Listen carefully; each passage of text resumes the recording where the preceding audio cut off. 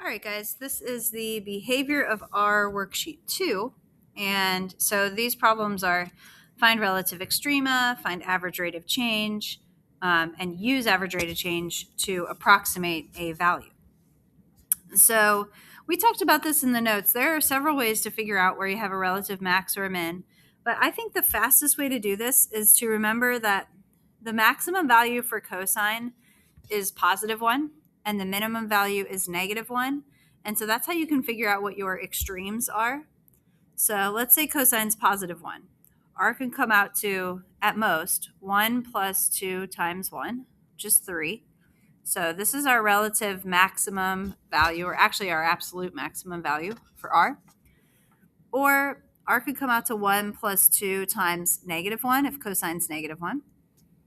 So 1 minus 2 gives me -1. So this is the absolute minimum value. We want to look at, do either or both of these maximum or minimum values happen on any of these intervals? So the first thing we should do is figure out what angles make this happen.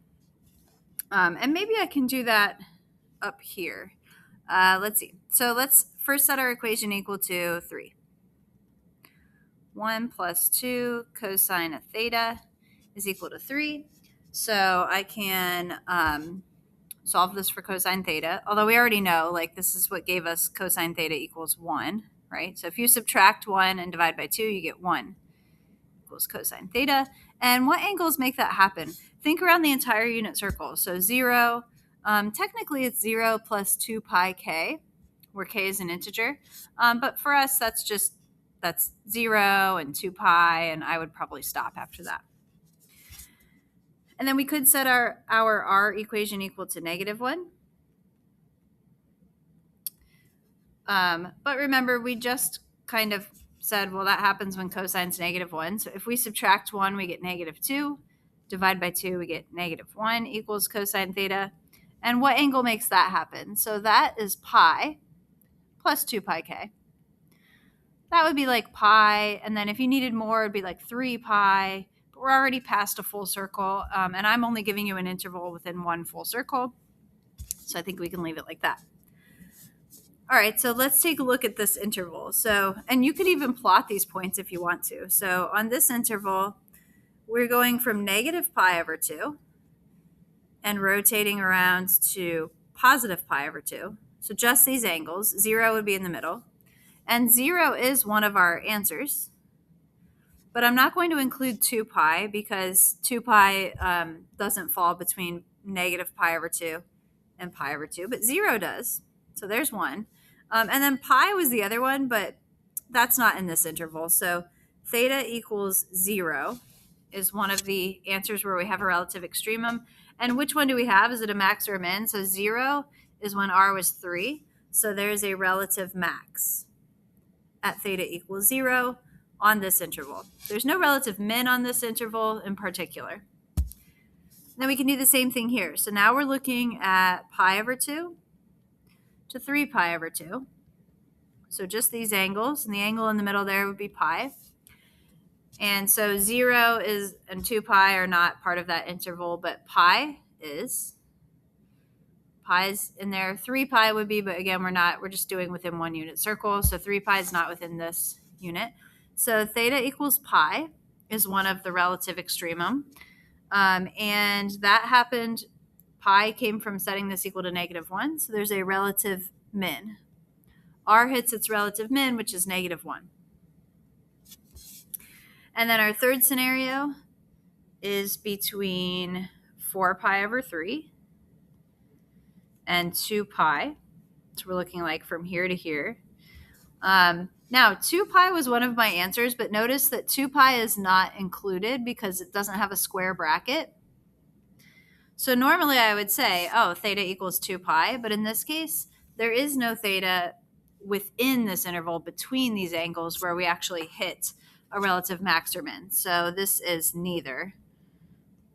We don't have a relative max or a relative min here. All right, I'm going to go through the same process for number 2. Because there's a 3 theta, we're going to have more angles to solve for. So let's take a look at this. Again, the extremes for cosine are just plus or minus 1. So r could be -4, or r could be +4. So this one gives me like, this is me finding, and this is a minimum, by the way. -4 is a minimum, 4 is a max. So -1 equals cosine of 3 theta. And remember how this worked. You set 3 theta equal to the first angle that makes cosine -1, which is pi. And you would add 2 pi k to that. And then you divide by 3. Pi over 3 plus 2 pi k over 3. Now list out some of these answers. So pi over 3 is the first one, if k is 0. And then what if k is 1? So pi over 3 plus 2 pi over 3 is 3 pi over 3. That's still within a unit circle, so I'm going to include it. I don't know if it's in this interval, but I just want to list out all my options. Add another 2 pi over 3. So this was 3 pi over 3. So 5 pi over 3. And if I'm in quadrant 4 now. If I add another pi over 3, 7 pi over 3 is a full circle, so I'm going to stop there. So these are all possibilities where I have relative minimums. And then what about a relative max? So if you divide by 4, you get 1. Same idea. So 3 theta could equal, cosine is equal to 1 at 0 plus 2 pi k. And then you're going to divide by 3 again. So you get 0 still plus 2 pi k over 3. So generate out those answers. So that's 0, 2 pi over 3. Add another 2 pi over 3, 4 pi over 3. Add another 2 pi over 3, 6 pi over 3 is 2 pi, and then we just keep going. All right, so let's see if any of these angles fall within these intervals. So this first interval is just pi over 6 to pi over 2. So pi over 3 falls in there. Pi does not. 5 pi over 3 does not. What about over here? 0, but 0 is out here, so 0 is not in that interval. 2 pi over 3 is in quadrant 2. No, so there's only one answer here. So theta equals pi over 3, and that came from the minimum category, so there's a relative min at pi over 3. And then take a look at the next interval. So pi over 2 to 5 pi over 6. Again, where are all of our angles? So pi over 3 is quadrant 1. No. Pi is too far. No. 5 pi over 3. No. 0. No, because we're just looking here. 0. No. 2 pi over 3. There's one. 4 pi over 3 is quadrant 3. 2 pi. No. So there's just one answer here. Theta equals 2 pi over 3. And that came from my relative max list. Because if we plug in 2 pi over 3, we get positive 4 for r. Let's look at our third interval, 5 pi over 6 to 3 pi over 2. So we're looking at all of these angles. Just run through your list again. So not pi over 3, that's quadrant 1. Pi is one of them. And then 5 pi over 3, no, that's quadrant 4. 0, no. 2 pi over 3, no. 4 pi over 3 is down here. 2 pi, no, that's out here. So there are two angles that worked in here. Theta equals pi. Which one was that? That was a relative, that's from this list, relative min. And theta equals 4 pi over 3. That came from the second list, which was my maximum list, so that's a relative max. So it's good to have your work labeled so that it's easy to kind of find which answers came from which category and what was that coming from. All right.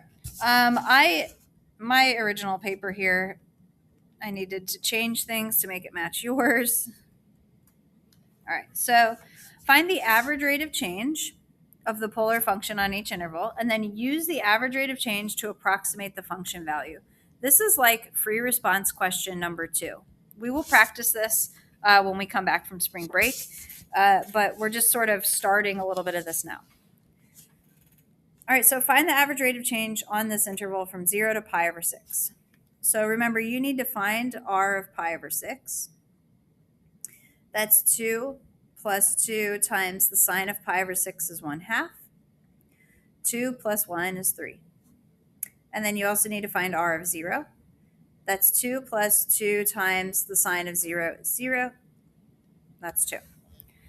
Average rate of change is equal to change in r, 3 minus 2, over change in theta, pi over 6 minus 0. That's 1 over pi over 6, which is 6 over pi.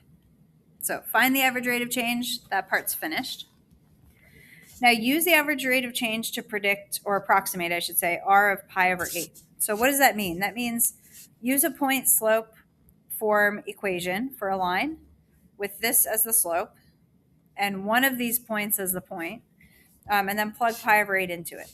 How do I know which point to use? You want to pick the point that's closer to pi over 8. So I'm thinking common denominator between 8 and 6 is 24. So 0 is 0 pi over 24.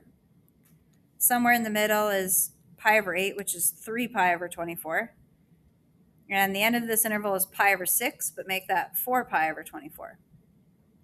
When they all have the same denominator, it's easier to see that pi over 8 is closer to pi over 6. All right, so let's write a point slope equation. So I'm going to ignore this approximation here for a second. I'm going to say y minus, use pi over 6. So y minus 3 equals slope times x minus the pi over 6 that we were plugging in. I guess you could keep it 4 pi over 24 if you want, but I'm just going to do that. So that's step 1, write your point slope equation. We're trying to approximate r of pi over 8, so plug that in for x. So y minus 3 equals 6 over pi times pi over 8 minus pi over 6. Now don't distribute, do this math first. And we already did common denominators here. So pi over 8 was 3 pi over 24 minus 4 pi over 24. So that subtracts to negative 1 pi over 24 times 6 over pi equals y minus 3.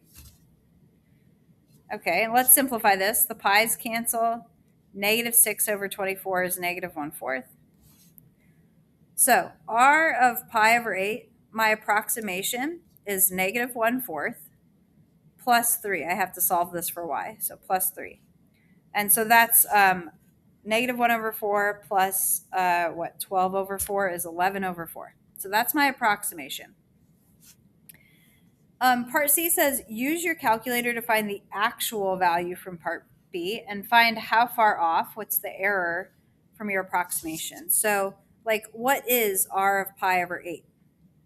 So I'm going to plug that in using Desmos. This is my actual value. And then I want to subtract that from my approximation. I'm sorry, subtract my approximation from that. My approximation was 11 over 4. So the error is this number minus the actual minus the approximation. So let's switch to Desmos for a second. Let's try to split screen here. Here we go. All right, so first 2 plus 2 sine of pi over 8. And I am in radian mode, by the way. So there's that answer. Then we want to subtract 11 over 4. So my actual value minus my approximation is an error of less than 1, so that's decent. Okay, so 0.0153. So the approximation is lower than the actual by this much. All right, let's do the other equation. So this one, the numbers are not as nice, but that's okay. It's the same process. Okay, so start by finding the average rate of change between, I believe this problem has changed to 2 pi over 3 to 7 pi over 6. So let's find r of 7 pi over 6. That's 3 minus 4 times the cosine of 7 pi over 6 is negative because it's in quadrant 3. Radical 3 over 2. So this becomes 3 plus 2 radical 3. All right, and then r of 2 pi over 3. This one will be nicer. It's 3 minus 4 times cosine is negative in quadrant 2, and the cosine of a pi over 3 angle is 1/2. 3 plus 2 is 5. Now the average rate of change is equal to, sorry, I'm just being lazy and not writing AROC again. It's equal to, in any order, this minus this. I think I don't want to distribute a negative through, so I'm going to do the first ugly number minus the second. And then I just have to subtract the angles in that same order. 7 pi over 6 minus 2 pi over 3. And then let's clean this up. So 3 minus 5 is negative 2 plus 2 radical 3. And what do we get down here? We have 7 pi over 6 minus 4 pi over 6. 7 minus 4 is 3 pi over 6, which is pi over 2. And then instead of dividing by pi over 2, we can multiply by 2 over pi. So the AROC is negative 4 plus 4 radical 3 all over pi.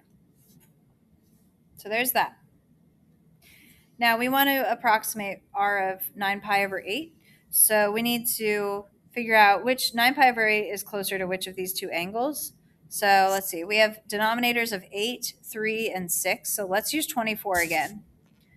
So 2 pi over 3 in terms of 24, that is, sorry, let me get my work in a better spot here. So it needs to be multiplied by 8. So that's 16 pi over 24. 9 pi over 8 gets multiplied by 3 over 3, so that's 27. Maybe, there we go.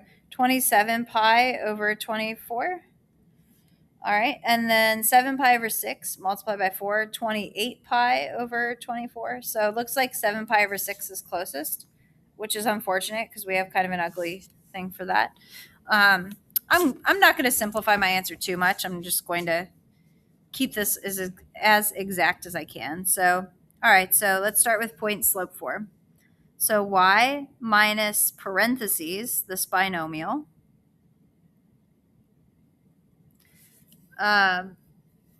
is equal to the slope, which was negative 4 plus 4 radical 3 over pi, times x minus the x coordinate, which was 7 pi over 6. The next step is to plug 9 pi over 8 in for x. Y, I can distribute this negative if I want, but I don't think I want to. We're eventually just going to add this over to the other side, so might as well just leave it. All right, so I'm plugging in 9 pi over 8, but why don't we do a common denominator? 9 pi over 8 was 27 pi over 24, and 7 pi over 6 was 28 pi over 24.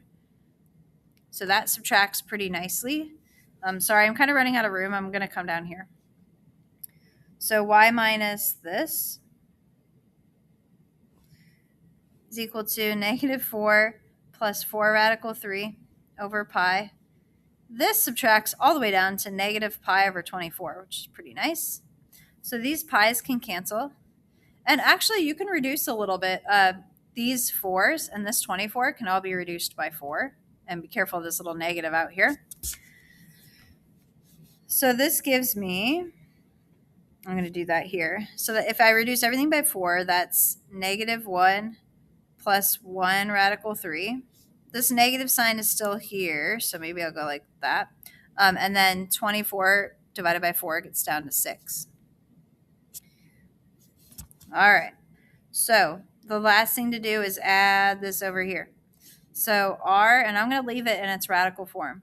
R of 9 pi over 8 is equal to this slope, or no, I'm sorry, this number. So positive 1 minus radical 3 over 6 plus this parentheses 3 plus 2 radical 3. And if I'm adding it, I don't need the parentheses anymore. Okay, so the error is the actual number I get when I plug in 9 pi over 8 minus the approximation. So let's do this in Desmos because I really am out of room on this worksheet here. Sorry, I should have given us more space for that. Okay, so what is the actual? So 3 minus 4 times the cosine of 9 pi over 8. There's that. I'm going to do this in a separate line so I don't mess up parentheses. So 1 minus square root of 3 over 6 plus 3 plus 2 square root of 3. Actual, copy, paste, minus approximation, copy, paste. I'm getting 0.353 for that.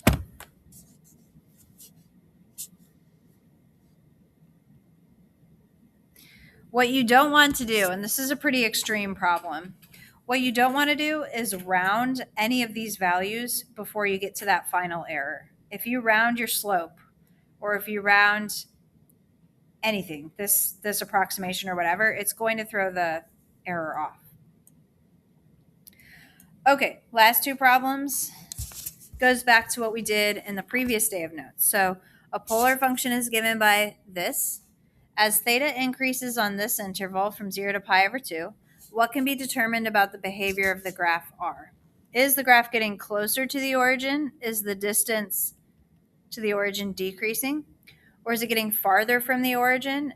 Is the distance to the origin increasing? Distance from the origin increasing? Justify your answer. So how do we determine what's happening here? We need whether r is positive or negative on this interval, and whether it's increasing or decreasing on this interval. So we make a table and just plug in as many nice points as you can between 0 and pi over 2, including those ends, even though they're excluded from the scenario. This is negative 2 plus 2 times the sine of 0. So that's negative 2. Let's plug in pi over 6. We're in quadrant 1 here. Negative 2 plus 2 times the sine of pi over 6 is 1/2. Negative 2 plus 1 is negative 1. And finally, we'll jump to pi over 2. Negative 2 plus 2 times the sine of pi over 2 is 1. That's 0. So in this interval, r is negative and r is increasing. And I actually got 0 here, so the numbers are literally getting closer to 0. So my conclusion when r is negative and has positive behavior, like increasing, is that the distance to the origin is decreasing. What does that mean in terms of the question? It's getting closer to 0, 0. The graph itself is getting closer to 0, 0. Same idea for the next one. New polar function. As theta increases on the interval pi over 2 to pi, what can be determined? Is the graph getting closer or farther from the origin? So just pay attention to the interval they give you. We have an AP Classroom assignment tomorrow, and these questions are worded the same way as some of those questions. So now we're going to do pi over 2 to pi. So maybe I'll do pi over 2. We're in quadrant 2, so 2 pi over 3, and then pi. So negative 3 plus 2 times the cosine of pi over 2 is 0. It's negative 3. Negative 3 plus 2 times the cosine of 2 pi over 3 is negative 1/2. Negative 3 minus 1 is negative 4. And negative 3 plus 2 times the cosine of pi, which is negative 1, is negative 5. Once again, all of these r's are less than 0, and they're getting more and more negative. R is decreasing. So you can see the numbers are going away from 0. Like literally these numbers on a number line are moving away from 0. So the distance to 0, 0 is increasing because you're getting farther away. And we have matching behavior, a negative r and a negative behavior. In other words, the graph is getting farther from 0, 0. All right, that wraps up our last worksheet here, and we will just keep practicing these concepts as we prepare for this chapter test.